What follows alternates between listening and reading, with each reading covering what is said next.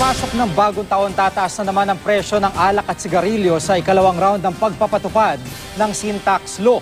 Umaasa ang Bureau of Internal Revenue na madaragdagan ng bilyong-bilyong pisong buwis na kanila makukolekta sa 2014. Nakatutok si Cara David. Halos araw-araw kong mag-inuman ng magkakaibigang Eddie, Rogelio at Danilo. Kapos man sa pera, ito lang raw ang alam nilang pansamantalang paglimot sa problema. Tuwing kailan po kayo umiinom? Isang linggo po.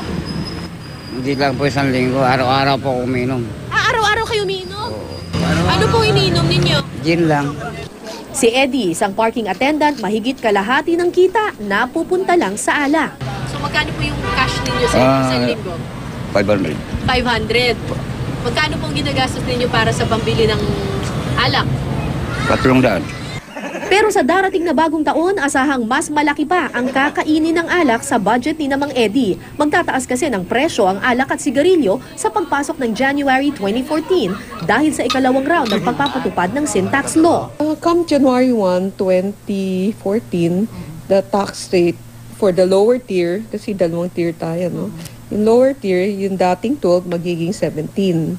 Yung dating 25 magiging 27. Logically, common sense would say na prices will go up by 5 pesos minimum. Noong 2013, nagtaas at naging 12 pesos ang buwis sa mga murang sigarilyo. 25 pesos naman ang buwis sa mas mahal na sigarilyo. 15 pesos ang buwis sa murang klase ng alak at 20 pesos sa mas mahal na klase.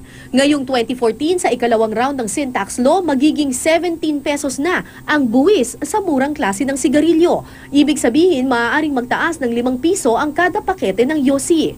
17 pesos naman kada litro ang magiging buwis ng mas murang klase ng alak, habang 21 pesos naman kada litro sa mas mahal na klase nito. Magkakaiba ang opinyon tungkol sa pagtataas ng buwis sa alak at sigarilyo. Pero ang asawa ni Mang Danilo, pabor ako doon para wag na siya makabili ng na maiinumin niya. Kasi na ako, pagod na ako sa kahanap buhay ko, hindi naman nakakatulong sa akin. Porwisyo pa siya dahil sa alak lang eh. Hindi kasi matigilan yung bisyo. Maski kasi walang pambili. inaasahan ng BIR na dahil sa sin taxes, makakakolekta sila ng dagdag na 33 billion pesos na buwis. Gagamitin raw ito sa PhilHealth at dagdag kabuhayan sa tobacco farmers. Itong lahat na incremental revenue, 33 billion plus, first, 85% niyan pupunta sa universal health. It will cover the PhilHealth premium of the lowest quintile. Sa akin walang problema yung mga yan.